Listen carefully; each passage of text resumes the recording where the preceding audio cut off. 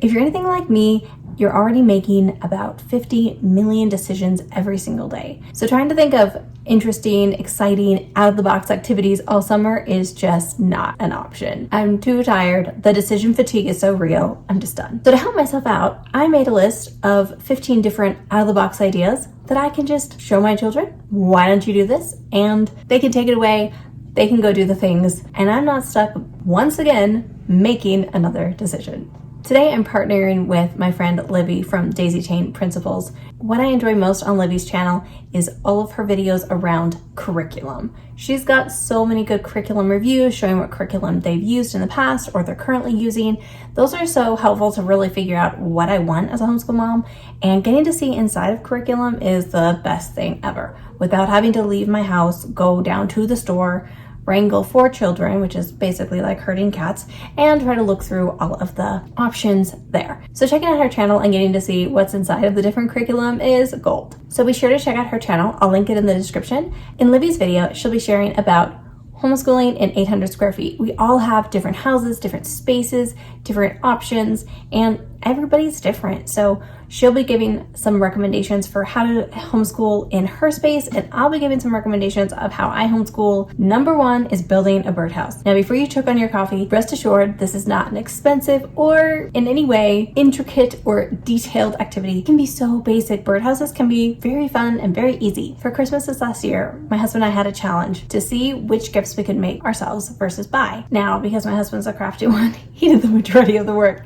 but in that process, we found out that building birdhouses is pretty cheap, like sometimes completely free, and also really fun, and the kids loved it. They wanted to help every step of the way. Building a birdhouse, you can go as fancy or as simple as you like, but pro tip, use free pallets. We didn't buy any of the wood for the birdhouses we made. We found free pallets in our town, and we used some wood around our property. And by wood around our property, it just means some twigs. You can also even get free paint if it's summertime and you can go garage sailing. You can't move with paint. It's often a thing that people don't allow you to pack. So see what's available out there for free. If people are moving, they might just be giving away paint. You don't even have to buy that.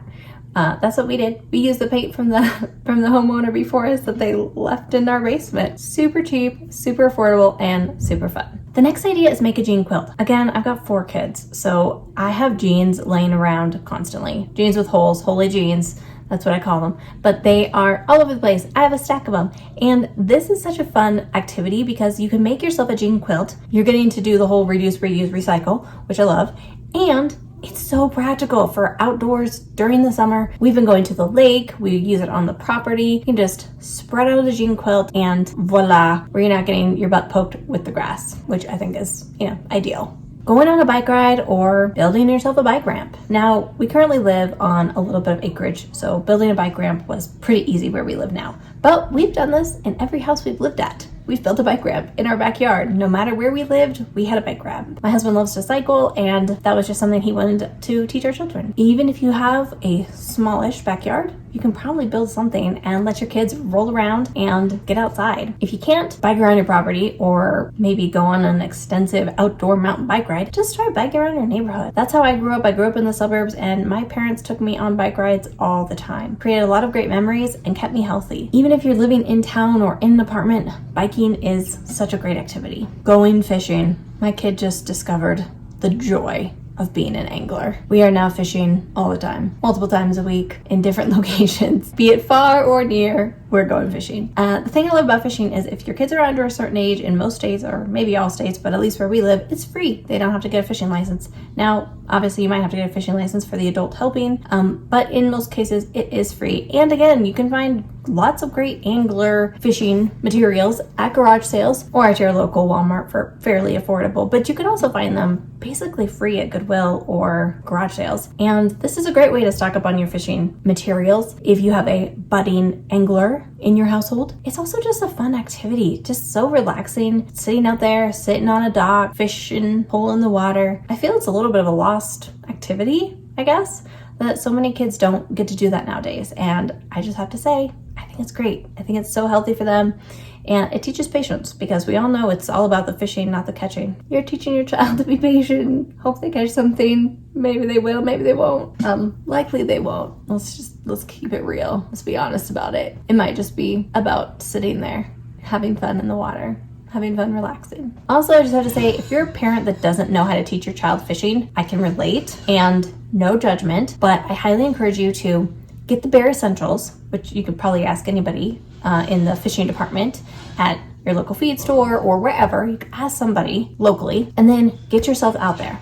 Once you've made it to the lake, the best thing to do is talk to the other fishermen on the lake. We went last weekend and my son chatted it up with the people he was standing next to. They told him what bait to use, the best places to fish, for the types of fish he wanted, and they ended up giving him a couple fish because he struck out. So I encourage you that a lot of times it can just be a really fun social interaction as well. As getting to connect with other fishermen or other anglers in your area is, I think, a really healthy thing. So I would encourage you that even if you don't know what you're doing, just try that. You may find that you love it, you may find that your child loves it, and you may find that people are really helpful and kind. Okay, this next one, again, might seem a little extreme. I tried to find things that were like actually creative, because man, my kid, if he tells me he's bored and I say, go read a book, he's like, oh my goodness, mom, like please tell me to do something other than read a book, because like that's all you say. So I'm trying to be a little bit better about maybe what he could do. So building an obstacle course. Straw, bales of straw, super cheap.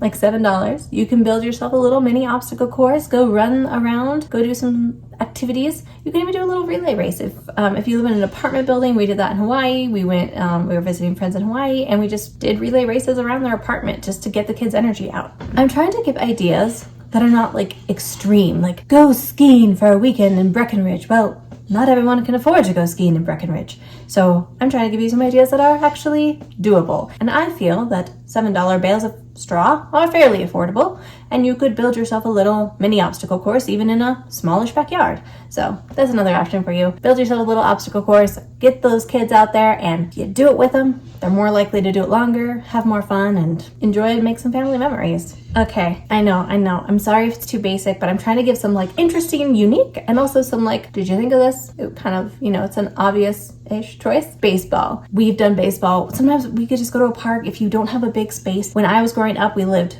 near-ish a baseball park, and so we would go there and play baseball. My younger, two of my siblings and I would go and play baseball, and it was so much fun. I loved it. It was a great activity, and then we'd also just throw the ball around our cul-de-sac where we lived. But where I live now, my kids can play baseball and they can actually hit the ball in the yard, which is great because I think that makes it easier. But just having baseball, throwing it, you have a couple mitts, a bat and some balls, that's all you need, and it's super fun, and again, just super easy. I feel like you could go to a Goodwill and pick up everything you need for under $20. The next one is nature photography. So if your kid likes being outdoors, or if they don't, but you want to help them to like being outdoors, let them use a camera or your phone, which is often what I do because I don't use a camera really anymore, but I let them use my phone, and they can go take photos. The cool thing with this is that technology has come so far that they can take photos, they can edit the photos, they can try to make them more interesting and try to enhance them. They can use different settings on your phones, and my 8-year-old loves to do this. He loves to take my phone and just take photos and then edit the photos, and he's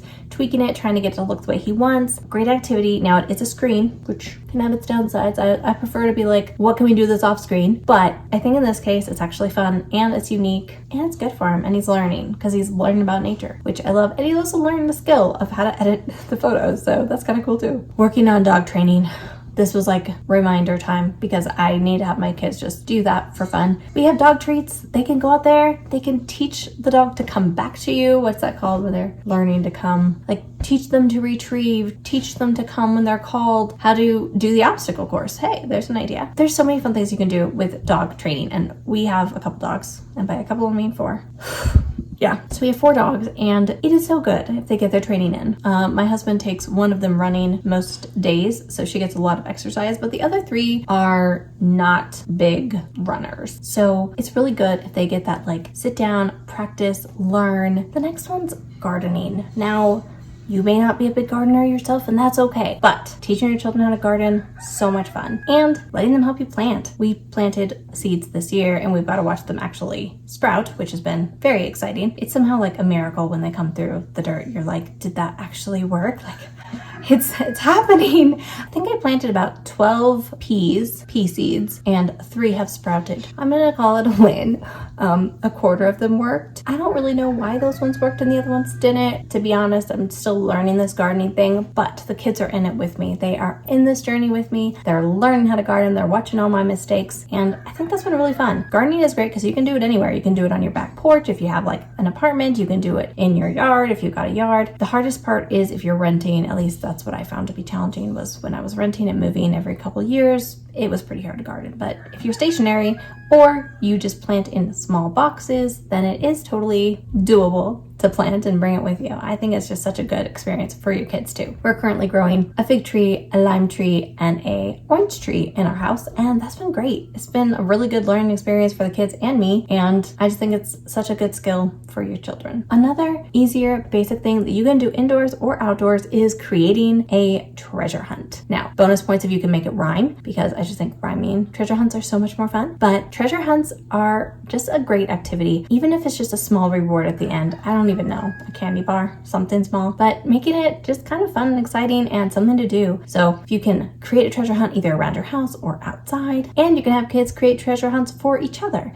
So if you have family coming to visit or coming over to play, you could give them a treasure hunt. What a great welcome party, right? Okay, the next one, you would have to buy the set to do this. But if you can, if you have the space, even if you live near a park, I think having a croquet set is so much fun. We used to play croquet growing up every year at my grandparents' house. They would set up the croquet, and I think Bridgerton is maybe bringing this back a little bit. The TV show Bridgerton, they play croquet, and I wonder if maybe croquet is going to become more popular because of that again. I don't know, but I do think it's really fun, croquet as an activity, and the balls are pretty big, so they're not as easy to lose. If you have small children, you know how easy it is to lose things around the farm, around the house, whatever the case may be, but having that is just really helpful. So yeah, croquet, another really fun family activity. You can just buy a set, maybe used, maybe not, and it's a great bring it out, play croquet, put it away, and it's reusable. Very, very fun outdoor activity, in my humble opinion. Next is another sport. And the sports things, I'm saying because sometimes I feel like we forget what's right in front of our faces. From my window, looking out right now, I actually can see a soccer ball, and it's just not the thing I think to tell my kids to do. But soccer balls, you don't even need to buy goals. You don't need to buy anything for this. Well, except for a soccer ball if you don't have one. Soccer balls, so easy. And again, often found at Goodwill. But having this really fun activity, it's great because it's like, what's the word I'm looking for? Racing. You know, you're running, you're being active, just such a fun activity. And you can get your kids going on it. Like so many things, if you do it with them at first, then they'll learn to love it, or they'll at least learn to do it on their own, so maybe they will, if you're lucky. Another one that might seem extreme, but it's really not, trust me, playhouse. Now, when I say playhouse, I do not mean go out there and buy or build a $1,500 playhouse. I just mean I helped my daughter create a playhouse. And what I mean by playhouse is a line of logs, because we had some trees, a line of logs, and we made 3 different rooms for these. You know, they have 3 different rooms, but that are all made out of logs, and she used some old tablecloths. She's kind of put stuff together, made it kind of fun. She's got some old cups out there. That's what I mean by a playhouse. Very open. This is not a structure. It's just logs lined up in a way that made it feel like it could have been a house with doors in between. So much fun. They've played out there for hours and hours and hours, and it was completely free. I think just letting them play dress up or dress house up is such a good activity. The next one is fairy gardens. Now, I feel like fairy gardens like had their moment and they went through a phase and a lot of people did them, but I haven't seen them lately, like at all. So fairy gardens are so much fun. And I think that it's a really great activity that is very affordable. All you need is some dirt and a pot, right? Which most people have. And then you can let your kids be creative. Now, yes, you might have to buy some fairy stuff, I guess, or you could just make your own or find stuff around the house. I feel like we probably have enough to put together a pretty fancy fairy pot just with what's laying around. But this is a really fun activity, and I think it just lets your kid be creative. They get to play, it's like playing dollhouse, but just outdoors with outdoor materials and having a different theme, right? Instead of being pristine little house, you've got a little fairy yard. I'm actually very excited for this one because my daughter